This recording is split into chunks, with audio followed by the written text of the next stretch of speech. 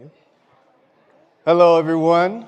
My name is Derrick Forney. I am a research epidemiologist with NMQF, and I will be serving as the moderator for today's session entitled Unlocking the Transformative Potential of Innovative Medicine and Expanding Access at the Community Level and Overcoming Barriers.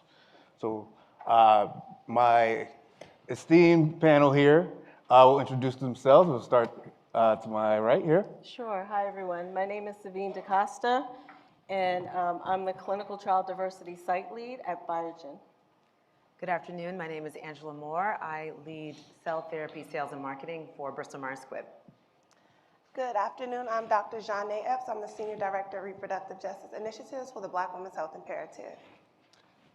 Good afternoon. I'm Bryon Daly. I'm with the National Community Outreach Division of the Leukemia Lymphoma Society.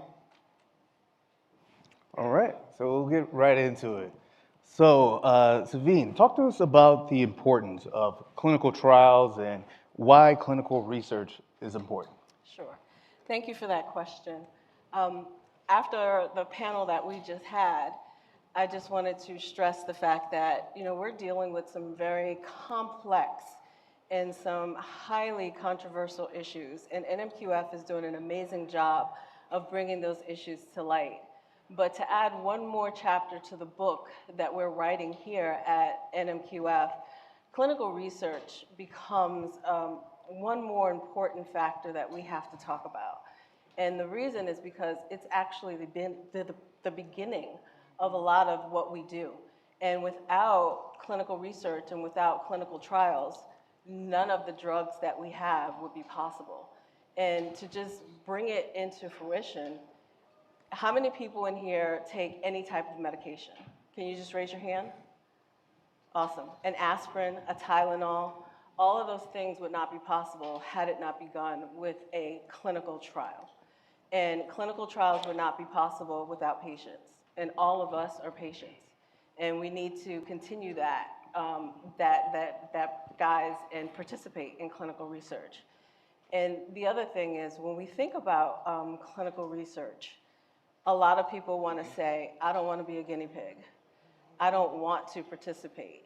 But the fact of the matter is, most of the drugs that we see on the market do not have us represented in it. We are the community. And most of the time when we ask the question, or at least when I'm asked the question, am I represented? I have to answer that in truth and say no. And the reason being is because we're not. But what we are trying to do now is we're deliberately, purposely trying to structure the trials in a way that when we look at the epidemiology of the study, say who is affected by these diseases and how can we get them represented in the trials. And in order to be able to come back and look at our communities and say, yes, you're represented, we have to build out the strategies to do that. And then we have to come to you and say, will you participate? And then we have to look at ourselves as a community and ask that question and say, will we participate? And answer yes in some way, shape, form, or fashion. And I just have a little story for you. My son was born at 1.5 pounds. He was a micropreemie. But guess what? He did his first trial at 2 pounds. I signed off on that because you know what? Someone did a trial before him to test medications so that he could be alive. And he's now 23 years old. And so the medicines that someone else tested enabled that to happen. And in order for us, we're talking a lot here today about what's wrong with the system, but unless we strategically plan for our future, in 2050, like Dr. Puckrin talked about, we're going to be right back on this stage talking about what's wrong. So clinical research is a way for us to strategically plan for tomorrow and the drugs that we're going to need. Because if not, we're not going to have those drugs. We're going to have no PrEP. We're going to have no antibiotics. We're not going to have vaccines. And we're not going to have representation. Yeah. So that's why clinical research matter, clinical trials matter, we matter, and we have an opportunity today that we didn't have yesterday to be represented in those trials. Oh, that's really good. That's really good. It's really good to see clinical research and innovative medicines in action. So, Angela, can you explain to us what CAR T cell therapy is and kind of discuss the importance of expanding access to that therapy within our communities? Sure. So CAR T cell therapy is used to treat cancers. So I'll start with blood cancer as an example. All of our bodies naturally are able to fight cancer when our immune systems are working properly. But there are times when we have mutations and the system doesn't work properly. And the CAR T cell stands for chimeric antigen receptor T cell. So essentially what we do is we take the patient's cells out of their body, we put this protein on the cell, we put those same cells back into our body and activate the body's natural ability to fight cancer. So we are enhancing and personalizing medicine to each individual patient, and we do this so that patients can experience something that is not a chemotherapy. And that leads me to your second point. What we know now is only 2 in 10 patients, using a blood cancer called lymphoma as an example, only 2 in 10 patients are receiving this.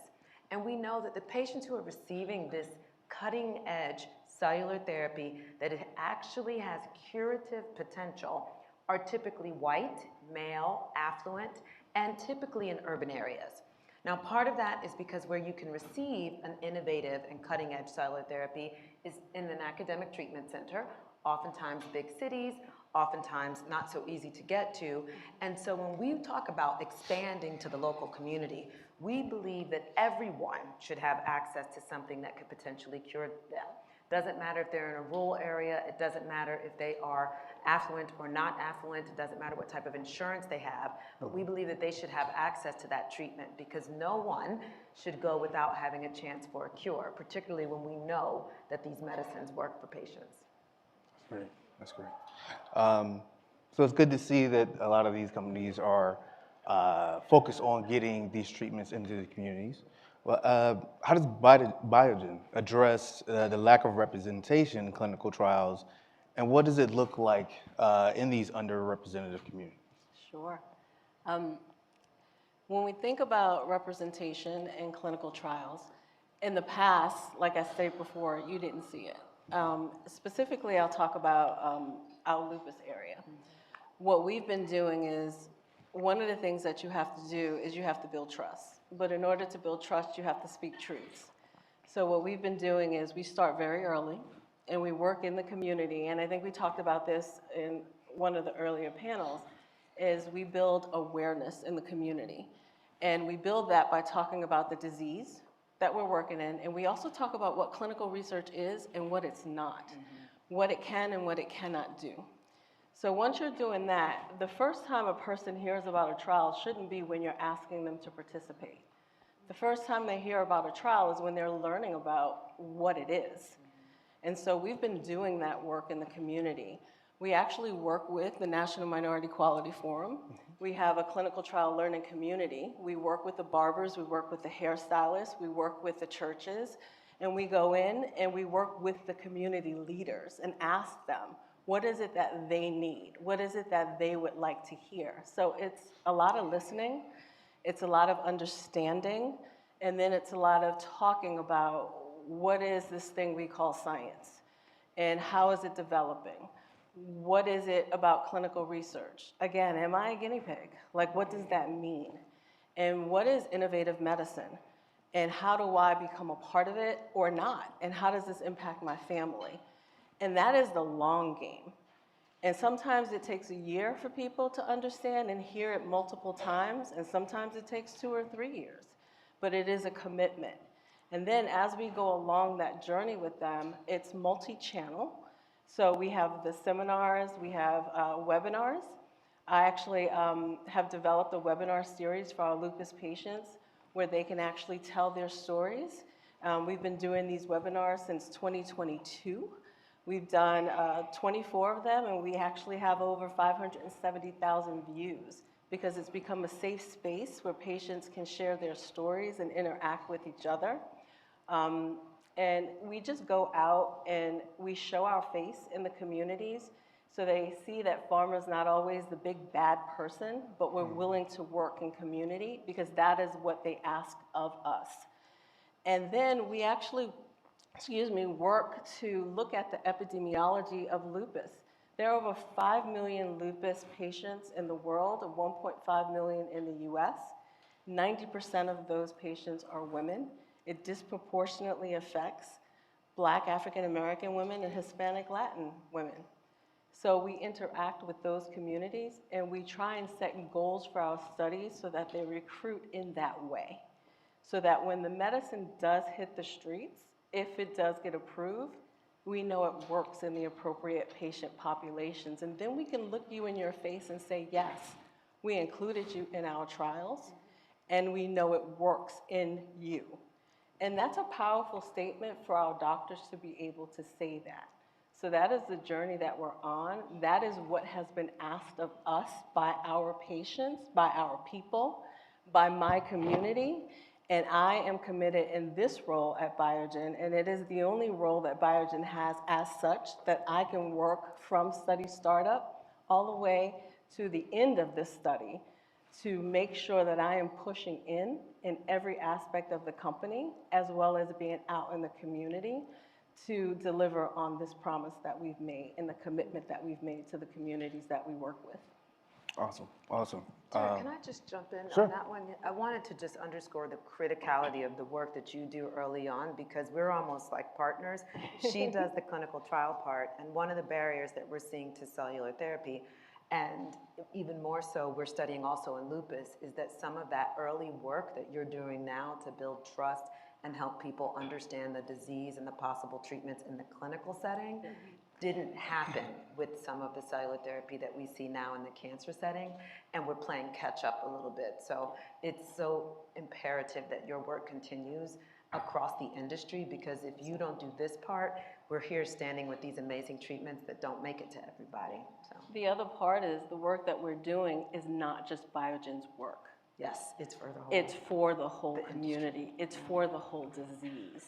And that's the important part about it, because although we are committed and we do commit the funds to it, it's for people.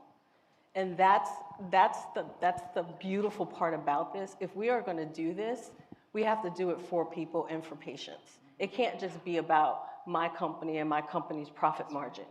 It has to be for the right reasons in order for it to be sustainable and scalable. Very good, very good. So we talked about the importance of clinical trials and even some personal testimonies of their success. But I'm interested in talking about some of the barriers to access.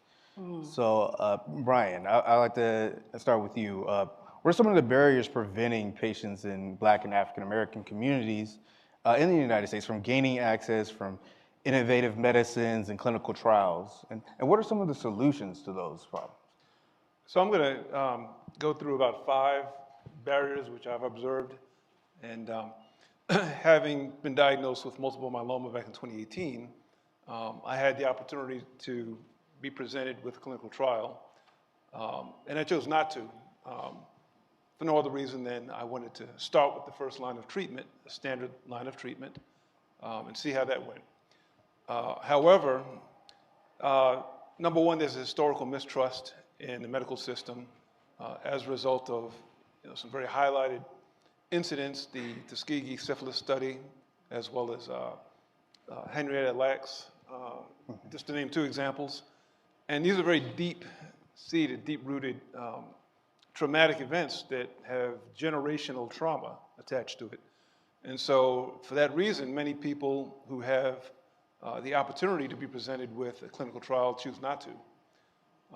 And the impact is this mistrust leads to hesitancy or outright refusal to participate. And the consequence is they get less effective treatment as a result. One of the solutions to that is community engagement and trust building, which is a model which a lot of farmers and other organizations have adopted to build alliances within the community, sort of meeting the community members where they are and really building on trust that's already been established based on the reputation of partners. The other thing is education and awareness campaigns, where organizations develop educational materials such as LLS, and we talk about the value of safety and clinical trials tailored to Black and African American communities. The second thing I would say is a lack of representation in clinical trials itself. And the issue is that Black patients are significantly, as we know, underrepresented in clinical trials, often due to poor outreach and exclusionary trial design models. As a result, less data on how treatments affect this population, leading to treatments that may be less effective again.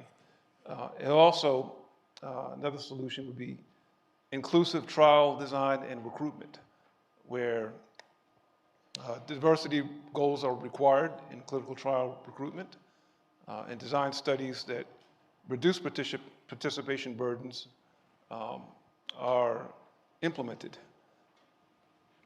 Third thing is socioeconomic barriers.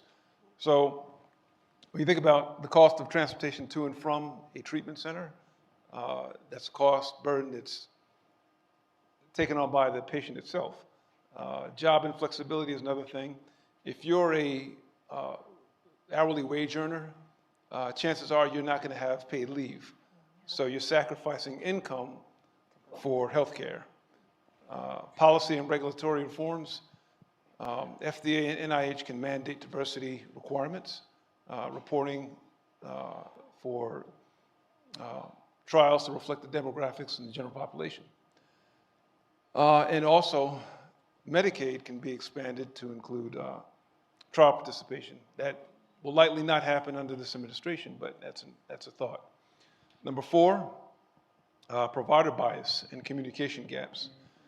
Implicit bias or lack of cultural competency among healthcare providers can lead to less information shared by that population. And the result is patients are less likely to be referred for trials or informed of new, innovative, or novel treatments. So the solution for that is to implement culturally competent care. Train healthcare providers on implicit bias and culturally respectful communication, and also encourage shared decision-making models to empower patients. And number 5, geographic disparities. Again, most of the major healthcare systems, including the NCI-designated cancer centers, are located in urban areas, and typically in more affluent areas. And so having to travel to and from those locations is a burden. Consequence is that patients may not be aware of or have physical access to these facilities. Solution to that is to leverage technology. Digital access and telehealth is a game changer. You know, we've seen how that's evolved just over the past few years, and even Amazon has gotten into the game. So everyone has a mobile phone. Download the app. We can at least do some telehealth where people are. So, May I? Go ahead. I just wanted to add something to what you were saying. Depending on the type of trial you're in, will depend on the strategy of what's included in the trial. So some of the things that you added as barriers are travel. You can also add elder care, pet care, child care to those things. I just want you to keep a few things in mind. A lot of the trials now have those things in them to help. Also, if there's something that you need for you to participate in the trial, speak up. They very well may be able to be added for you to participate in this study. You don't know unless you ask, you know that old adage? Mm-hmm. We don't know if we can give it to you unless you ask us for it. It doesn't hurt to ask. So sometimes, depending on the study, people travel across the state just to participate. So that's travel allowance. You know, so there are different components on how these studies are being built and what's allowed and what's not allowed. So we work with our study sites very closely with what they're allowed to do, but sometimes there are exceptions to every rule. So we always say, ask. And a lot of times people are unaware of what they can be a part of. So I always tell people from the gate, explore your opportunities. The last thing I'll say to that is, so often we from the gate say no because we're afraid. You know, and we often will not participate in a study unless we are just about dead. Now is an opportunity for us to open up that treatment paradigm. We hear Medicaid, Medicare may be going away. This is a great opportunity to look at clinical trials as a part of your treatment paradigm, as opposed to being sick, silent, and dying, and then all of a sudden hearing about a clinical trial as a way to maybe save our lives. Do it earlier in your treatment. It may be a great opportunity to get treatment sooner rather than later. You know, these are all different things that we have an opportunity to explore that we never thought of before. So where barriers can turn into opportunities, speak up. Okay. Very good, very good. Thinking about areas of clinical trials that we, haven't really thought of before, I'm interested in how that can impact in maternity health. So, Dr. Epps, I was wondering, how does the reproductive justice framework specifically address the barriers that Black women face in accessing innovative healthcare treatments and clinical trials? Yes. How many of you in this room have heard of the reproductive justice framework? Okay, great. I get to start at a good base. So the reproductive justice framework offers a critical lens for understanding the barriers that Black women and women of color face when they're trying to access care. And so the framework originated from reproductive health care, but we know that that could be applied to healthcare overall, right? Because the reproductive justice framework looks at those systemic barriers that limit your availability to access the treatments that you need, and also to have your lived experiences centered in navigating those systems. And so when we look at the reproductive justice framework and compare it to clinical research, we see that access to innovative treatments is not just about availability, it's also about ensuring that Black women and women of color are represented in the research, but not just at the end, right? So across the entire continuum. And I think at the Black Women's Health Imperative and just through my work using the reproductive justice framework, we see innovation as not just a scientific advancement, because that's important, but it also begs the question of equity, access, and autonomy. The reproductive justice framework is fundamentally about ensuring everyone has access to the resources that they need to make informed decisions about their health, their bodies, as well as their futures. And so when we look at that, too often Black women, girls, and also gender expansive people are often left out of that conversation, right? Because those systematic barriers are what impede their ability to make those informed choices about their health and how they access treatment, how they're involved. And the reproductive justice framework in this context allows us to look at clinical trials and clinical research from the lens of power, right? Who has the power in this, right? So it pushes us to ask, who has the power to access to those innovations? Who is centered in the research, right? Who's involved? Who's at the beginning of it all the way to the end? And who benefits? So closing those gaps isn't just about improving critical trial diversity. It's also about transforming trust, power, and opportunity at the community level. And so that's how I kind of use the reproductive justice framework to frame what we see now in clinical research and like what folks are looking for. Like, how is this addressing the systemic barriers? If I access these innovative treatments and I access this care, what else in my life is going to change, right? Are those things, are the systems around me going to change from my participation in this? And I think that's the question that a lot of people are asking, in which I, offer to the panel with that. Good, good. So I kind of want to backtrack just a little bit and talk to you, Angela. You briefly talked about some various challenges and barriers to the CAR-T cell therapy in local communities. I wonder if you can go dive a little deeper into that, and how is your organization collaborating with stakeholders and to expedite the integration into our communities? Great, thank you. I think the barriers were very beautifully highlighted by Bryon. Many of the things related to awareness and education around the treatment, location of the treatments, particularly cancer treatments, provider biases around which patients would be able to endure a cutting-edge treatment like cellular therapy. So across the board, I think the barriers are pretty consistent, and what we're doing at Bristol Myers Squibb, although our work is just beginning and we do need the support of the community, is in a few key areas. First, in the area of financial burden, just like in the clinical trial setting, once the patient comes into what we call the commercial setting, we do offer travel and lodging and meals, and it's the same scenario. Some of these things you have to ask for due to the way these items are regulated. Now we do have, I'm looking at a colleague in the audience, folks helping us work with advocacy and policymakers to make it such that we don't have to be asked the question. But right now, we offer the services we need you to ask. Is there a hotel voucher? Is there a food voucher? Is there a transportation voucher? One area that we're working with communities on is you need a caregiver or a care partner for receiving your treatment. So in certain parts of the country, we are partnering with institutions that reach out to the church and have church members take patients to and from the facilities. That's one.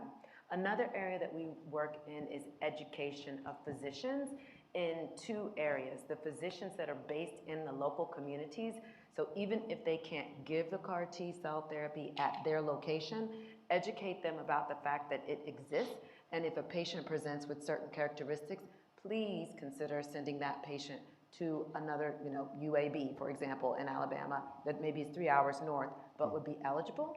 And we educate the physicians that are in the treatment centers, getting at issues of biases and perceptions, to make them think much more broadly about who should have access to this curative potential. It is not just the white male who can take off time from work and who has perhaps a care partner that can stay off of work. We have programs and resources available. Please offer it broadly. The third big area is educating patients directly.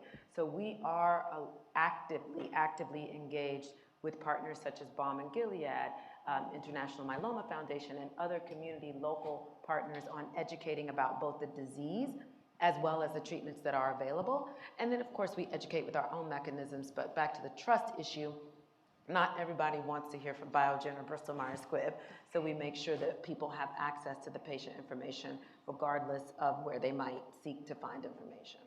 Good. Thank you for that. So building on this area of building that trust, Dr. Epps, in your experience, what are some of the most effective strategies for building trust and engaging equitable representation of Black women in clinical trials and in some of these emerging treatments? Yeah, well, I think most of it has been said, right? Addressing those systemic things, so making sure people have access to transportation, childcare, all the things for them to actively participate. I think the other piece is the co-creation process of research, which Black women and women of color seem to always find their way at certain segments of it, but not across the process. And so I'll talk from the outputs of it, right? So when we think about clinical research and when it's done and we see the outputs into the community, that's really where people actually see what has happened, right? And so when we're out here in the community, we're talking about the great work, they want to say, well, how does this inform my life? I want to give an example about coalition spaces. I think coalition spaces is so important for this work, right? Because that's where people come that have the same likeness in terms of the issues that they care about and which they want to address. So this is a group of people, organizations, all like-minded that are together that are trying to find solutions. How many of you have heard of Opill, the first over-the-counter daily oral birth control pill that was approved by the FDA? Okay, right, amazing, right? That's not as innovative, right? I mean, the ingredient has been existing for some time, but it's innovative in a way that now it's available over the counter, right? So clinical trials had to happen anyway for that to happen. Now, the work that I do, I work with young people on college campuses, and a lot of them had not heard about it, right? And so here I am with this great partnership. I think partnerships are so important for this work, but partnerships without true relationship building, trust, and community, you won't get the results that you need, and people won't feel like it's intentional. They'll feel like, oh, I'm just trying to check off, a grant deliverable. And so what we did was, before I said, okay, great, you want to work with us to make sure that Black women and women of color on college campuses have access to self-determine their lives around their reproductive health, considering the climate, right, of sexual and reproductive health. I said, well, let me talk to them first before I just come and create all of this thing for them to be engaged with. And so we did listening sessions. I think listening sessions are so important. They all have different terms, right? Community conversations, sit-ins, like all those great things, right? But always providing that space for folks to just have real honest conversations. Like, I had no clue about this. What does this mean to me? And I think starting there is so important with the listening sessions. We heard from them, like, would a partnership like this even work? Right? Is this something that you're interested in? Would you just like us to give you access to, this over-the-counter medicine, or would you like to truly be engaged? And so during the listening session, we heard from them. We said, what is it that you need from us to make sure that you can make informed decisions about your reproductive health? And what they said was, we want to know who all was in the room when this was even talked about and wanted to be available, right? Does anyone look like me that was a part of this? Does anyone look like me on the team that's doing this? The other piece is, how are my legitimate concerns around medical mistrust are being addressed through this, right? When I talk about the reproductive justice lens, I also have to think about historically what has happened to the Black body, especially the Black female body, right? How are we centering that in the conversations and our outreach and engagement through this work to make sure people have access to it? And they appreciated that, because we took their real concerns, like, what are the side effects of this? Like, what does this mean? Like, are they just pushing this because it's a new drug? Like, how much does it cost? All the things which we knew would come, but we wanted to say that we still center their conversations. Then we went into the co-creation process, right? How do you want us to disseminate this information to you? What kind of information? How do you want the information to come to you so that way you can make an informed decision? It wasn't that, oh, we, through this partnership, we're going to provide you with this birth control. It was, okay, before we provide you with this birth control, what all do you need from us? And they trusted us in that process, and we were able to go across the country and go to different college campuses and introduce this to folks and be able to say, like, we really did talk to young Black women to access this. And so when I think about, like, what are those effective strategies, is that, right? Making sure that people are a part of the entire process, not just an afterthought. Co-creation is so important. And most of the time when people think about clinical research, they only see it after the fact, right? Like, what does it look like in my community? And when we start to have conversations about that, we need to start to bring people into this work. I know that's community-based participatory research, but it's still that process. It doesn't matter where it lands, like bringing people along. And we can't assume that everybody doesn't know, right? They may not know all the technical terms that some of us may know from, our degrees, our training, and all of that, but a lot of them do care about how that will impact their daily life. What does this mean for me?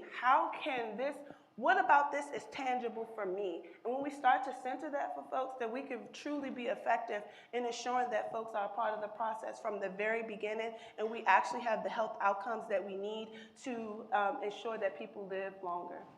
So, yeah. And a big part of that co-creation is when we can't do something, explaining to people why.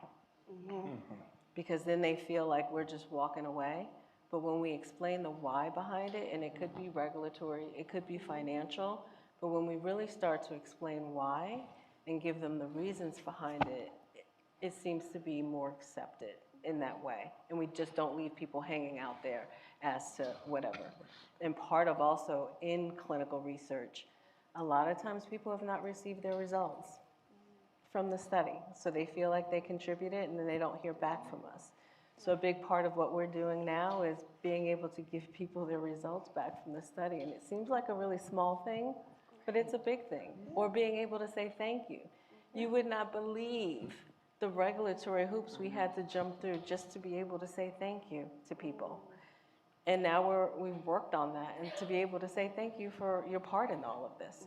We also co-create. Our brochures were actually done with patients, caregivers, and advocates. All of our brochures, the language has their stamp of approval. And to see patients when we go out to events, some of them have participated in building these resources to say, I did that. Yeah. I'm a part of that. And we make sure that when we put things out publicly, we thank them because that's hard work that they participated in and they deserve that, you know? So that's a part of the co-creation process as well. Great, great. In the interest of time, I'll speed up a little bit here. So I want to give each of you a minute or two to give us like some closing thoughts, or like what do you want your key message, key takeaway message to be for the audience today? Want me to start? Sure. So for me, I didn't grow up in the clinical research space, but I'm glad I've landed here. It's not easy, but I like to say I am the community. I represent the community in the work that I do. I call myself a unicorn because I grew up in the hood, but I had an opportunity to do some things differently, but I can go back to my neighborhood and give back by creating that bridge between what we know, the generational faux pas that we know about science, and go back and teach and say, yes, we were affected by what happened, but I think we need to stand on the shoulders of giants for what we learned and what they went through, and explain the things that I've learned and what I now know. And yes, there are still barriers, of course there are, you know, but there are also opportunities. And I think because I represent community and I am community, I can go back in community and speak. And I never ask anybody to do anything but listen. I don't ask people to make decisions. I ask if they learn anything from what I show them, that they each one teach one, because we have opportunities to be innovative in this space that we are not taking. And I think we should, because we've earned that. And that's all I ask of people. And that's my message for today. My ask of the group is to advocate for cutting-edge therapies no matter where you sit, whether that's with your mom or your sister or your cousin and you're in the doctor's office. Ask about whether it's the clinical trial or the new latest transfer treatment. Ask and advocate if you have other positions of power and voice to ensure that patients have access to the cutting-edge treatments, to the ones that we know deliver cures for patients. Ask and advocate. I think my closing message would be that access to innovative medicines, clinical trials, all these things should be a right. It's not a privilege. And when we center justice in our equity work, we can address those systemic barriers that impact people in their day-to-day. I think my closing message is to always think about what does this mean for the everyday person in their daily life, and how can you uplift that wherever you are. And I also think about how can we build power for folks that are most marginalized every chance that we get, and through every process that exists for us to tackle those systemic barriers. I would say my closing message is, if nothing else, find collaborators and partners. I think in terms of educating the community on ways to help move that needle, I've noticed it within our own organization that when you seek out trusted partners who are already embedded in the community, you have a better chance of meeting people where they are and gaining that trust. We work with organizations that have a national presence, but also have a local grassroots engagement, and that's made all the difference. We work with churches. However, if you work in a silo, that relationship may be transactional versus relational. You'll only have the opportunity to meet the congregation once or twice a year if they're having a health fair, or you can engage with a local partner and engage with them all year during a turkey giveaway or a health fair or a jazz festival at your church. It makes all the difference. So if you're doing any advocacy work, or if your organization is already partnering with other organizations, I think that's the key to moving the needle and closing the gap. All right. I want to thank my panel here. We're going to open it up to the floor for any questions that you may have for my panel here.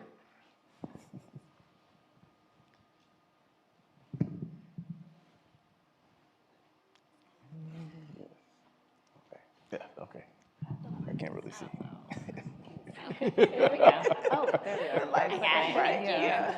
Hi, guys. Great panel. Camille Campbell with Acclinate. Question about actual process of clinical trial participation and like the provision of vouchers and ways to get people, let's say, from their homes to the clinical trial site, travel and, care for the children and all of those things. But sometimes even that can be burdensome because like you still got to take off work. You still have to get there. You still might live far from the actual clinical trial site. So particularly our industry partners, can you speak to maybe some of the innovative ways that you're bringing the trial process to people, maybe through decentralized methods or like mobile research units where it's coming to their home versus them even having to figure out, well, how do I use the travel voucher or resources that the company is providing me to get there? Sure. It really is going to depend on the study and the complexity of the study on what we can and cannot do. Because decentralized trials is not going to work for every trial. For some, it's going to be a great option. For others, not so much. And it depends on the vendors we work with. So by asking some participants on what's going to work best for them, we have sometimes credit cards that we can work with. Sometimes we can reimburse upfront. Like we can have the vendor that we work with do the reimbursements. I don't want to get into all the details and the nitty-gritties, but it really is going to depend on the study that we're working on and the complexities of the study. And those are all very great options. And like I said, it really is going to depend. It's definitely more flexible than it used to be. It definitely is, but there are still can be some challenges in that in and of itself. So those are things that have to be worked out, sometimes on an individual basis. And that's why I always say ask, because depending on your personal situation, there can be some flexibility even in what we have. Thank you. Thank you. Hello, my name is Chris Smith. I'm a scientist developing diagnostic tests and have some experience setting up trials with the help of a CRO. And one of the things we notice is there can be some populations that are smaller and it's harder to recruit from those populations. And I was just wondering if in the pharmaceutical industry, if you run into the same problem, and do you have extra effort or money that you have to spend on the recruitment efforts? And with changes that have happened, like from the administration of the requirements that I know some were the FDA requirements that were on paper are no longer being enforced for diverse recruitment. Is that changing how you guys are doing things, or? We are staying the course on what we're doing as it pertains to inclusion in clinical research because that is what we committed to and that is the right thing to do. The inclusion in clinical research has nothing to do with human resource per se. It has to do with what's right and what's scientific. So as it pertains to recruitment in certain subgroups of patients, that's always going to be hard. And you have to figure out what is the strategy that you're going to use. So if it's going to be, sometimes people use advocacy groups to do that. So if it's ultra rare, then that may be the best way to go. So it really is going to depend on what that subgroup of patients that you're looking for and go from there. But if it's really, really a rare subgroup, advocacy groups, who you know, how you network, what your recruiter's doing. But at the end of the day, it really is going to be up to the participant and the inclusion-exclusion criteria of the study. And I could add, at least from the commercial side, outside of studies, we certainly run into the same challenges that you're describing and do have to invest extra. So as an example, in lung cancer, there are certain very small mutations of patients that we have to invest in extra testing, extra sort of exploration to figure out, do they have that particular mutation? And we've invested in what we call reflex testing for more of those specialized types so that it's a bit more automatic versus one-off to identify. And all of that to your point, comes with additional, this side of the house, additional investment to make sure that we find those patients and or help those patients be found so that they can receive the treatments ultimately. So you're not alone in that journey there. And also to your answer about the shifts, we are seeing that there are some situations with the NIH pulling out of certain funding, and we're just really starting to see some of the impact of that. And I'm sorry that light is shining right in my face. And starting to do some of the landscape analysis to see what the ultimate impact of that is going to be.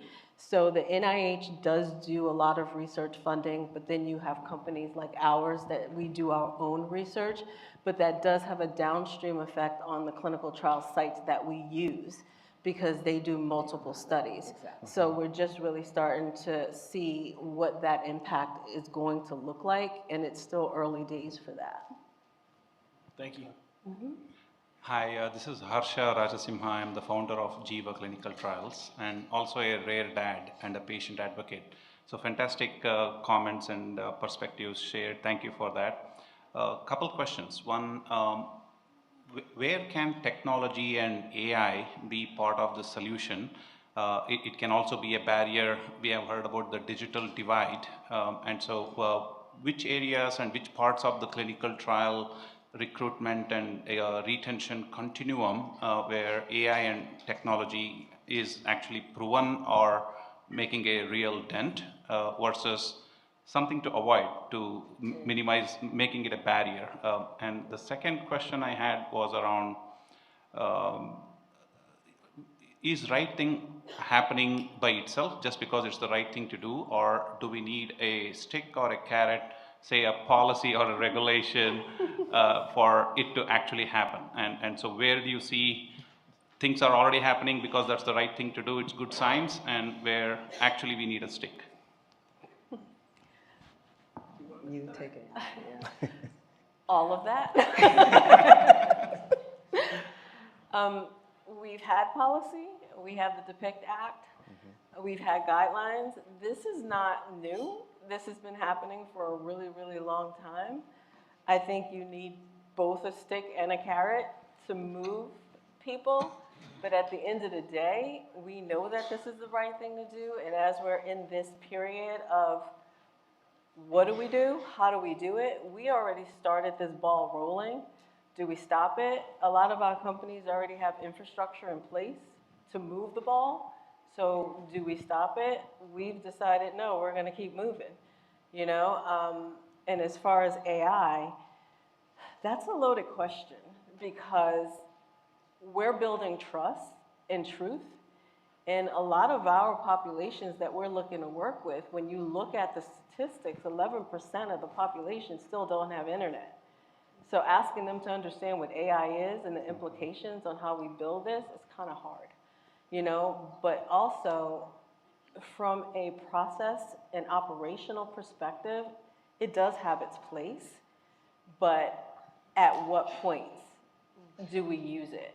And some of us are using it in different points operationally, and then some are not. So it really does depend, again, on the study, on the team you're working with, and whether it's in the clinical trial space or in the commercial space or in their spaces, it really is going to depend. And it's going to depend on the validity of AI, because there's still a lot going on in that area and how we choose to use it and from a compliance perspective. I'll add one place we have had some successes ties back to the ultra rare and sort of these very difficult to find populations. We have seen some small successes with using AI to at least screen reams of data to identify the patients with those particular genetic mutations. I harken back to lung cancer mutations. So there's been some successes there, but again, it's going to be a question of how accurate are they, but it's more very upstream to sort of where should we be recruiting for these ultra rare patients. And I think you need both the carrot and the stick across the spectrum. And we have to be careful because some of our patients still have very high privacy concerns with that. And so you add AI and a lot of digital into the mix, and now you're talking about a whole nother concern. Yeah. I just want to say one thing about AI. I think the model's going to be only as good as the data that's put into it. And I just want to shout out to our partner Acclinate, who's actually doing that. So just a quick endorsement. I guess my only addition to that would be, if we already have issues trusting other human beings, we're definitely going to have we're definitely going to have issues trusting the validity and of AI. And then we also have to think about, again, the biases that exist in technology, who's developing it, who's a part of the process, who's on the receiving end of it. I think those, again, are still the questions. Who has the power in it, right? Like, all those are still valid questions to ask when we think about AI technology and what we need to move us along. And just because someone adds AI in something, it doesn't mean the same thing to everybody. So you have to question what they mean by AI. That's true. Thank you. Hi, my name is George Franklin. I'm from NIH. And I appreciate everything you all are doing. And I did a lot of outreach and community engagement. And going around talking about clinical trials, the biggest problem I had was I don't trust it. I don't believe in it. You know, I had family members who thought about it, but, you know, it's always the negative, portion of it. And, but I had one young lady come up to me and said, and she started crying. She said, I thank you all for what you did. And I'm looking at her, for what? She said, y'all kept my sister alive for 10 years because of the clinical trials. And, we just have to be able to have people to believe in us, that we're there to help them. Yep. And, I don't know what it's going to take, but I appreciate what you all are doing, and just keep doing what you're doing. Thank you. Thank you. We have one more question, one last question. Yep, there's one. She's standing there. Hi. The light. Yeah. Hi, everyone. Lisa Lewis, Director of Health Equity at Fast Secure at the Milken Institute. I'll echo everyone else. Kudos to you all for leading from commercial to trials to advocacy and research, especially at this time. A related question to something someone brought up earlier. In the midst of all, and I've asked this in different sessions, but I'd love to hear your insights. In the midst of all the changes that are happening, I try to use positive words. What are you all hearing, Bryon particularly, Zsanai, from the research and advocacy organizations that you all have leadership roles in, Angela and Savine in industry, your partners at community serving organizations, advocacy organizations? What are you hearing from people in terms of how their attitudes towards trials may be shifting, what their thoughts are? Is their trust being impacted by all the things that we know are impacting how trials and representation are approached in the current landscape? I guess I can go ahead and start. I think what we're hearing, obviously, is folks' lived experiences. And I know you hear lived experiences as like a buzzword, but I think it's important because people's lived experiences sometimes tend to be negative or positive. But I think folks are asking for transparency. And so sharing those lived experiences, yes, everything's not all, great, but also being transparent about that. I think that's what people appreciate. Like, what are those things that are impacting folks? And again, I'm going to keep saying this because this is what I hear. What does this mean for me when I wake up in the morning? What does this mean for me in my daily life? And I think that's so important. And that's what I'm hearing from folks, even, from young people on college campuses. They're thinking about, like, how can I truly come into this field and have an impact where, all these issues exist and my lived experience, right, is not being centered. Not everybody has a great, experience with clinical trials or research. Not everybody completely understands what that means. And so I think at least for the Black Women's Health Imperative, we always try to uplift what those lived experiences are and just be transparent about it, right? Because everyone's experience is not the same. And while we uplift folks' lived experience, because again, you're the expert of your own life, we also say, well, that while that may be your experience, it may not be the same for others. And so as we look to support others who are navigating their healthcare journey, how can we still be in support? What are those learnings that we can get from those negative experiences to inform everybody else's experiences to ensure that they don't experience that? And so I think for us at this time, that's what we're trying to uplift, and just hearing from people. And they're really just like, what does this mean for me when I wake up in the morning? What does it mean for my daily life? And if you can't, and then also if you can't articulate that to them, right, to bring it all the way down and say this is the most basic thing that you need to know and how this impacts your life, it will go in one ear out the other. Yeah, I want to echo those thoughts. When I encounter patients, typically they tell me the first time they've ever heard of a clinical trial is after they were diagnosed. It's not something that ever comes to mind prior to that. And so they should expect a crash course and being educated on what that means, how that's going to impact their daily life. Because not only do they have to get over the trauma of knowing that they were just diagnosed with a malignancy, now they've got to learn what that means and how to prepare for it.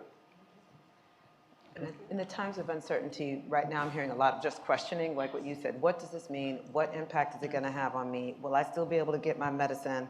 Am I going to be in this trial? Does this program that I'm on still exist? And unfortunately, we don't have all the answers in industry. At least my organization is still analyzing its position on some of this stuff. Some of this stuff is clear, some of it's not clear, and I'm just getting a lot of questions, and not just from patients, but people, right? Employees, workers, people that work in these fields, people that are out in the community advocating a lot of what does this mean, and then also when does it stop? I think that's the other, or does it stop is a lot of what I'm hearing. We get the same thing. I always say that there's trust in truth, and sometimes in truth, it's not always positive, but it's not always negative either, and our actions speak louder than our words. And so we get the same thing. I was at a meeting and I presented some slides, and we had some of our clinical trial sites there, and when I presented some slides on inclusion, they actually got really happy because they thought we were going to drop our push forward to make sure we had inclusion in our trials because of everything that was going on. And a couple of people came up to me afterwards and said, well, we're really glad you're continuing to do this. And I'm like, me too, why wouldn't we? But from the patient side of things, these webinars we do, they have an opportunity to put notes in for engagement. And they're like, oh, we're so happy to be here. We're so happy we're including the ability to share our stories. And so we have 4 more of those that we're doing as part of our series, because we do 5 in the series.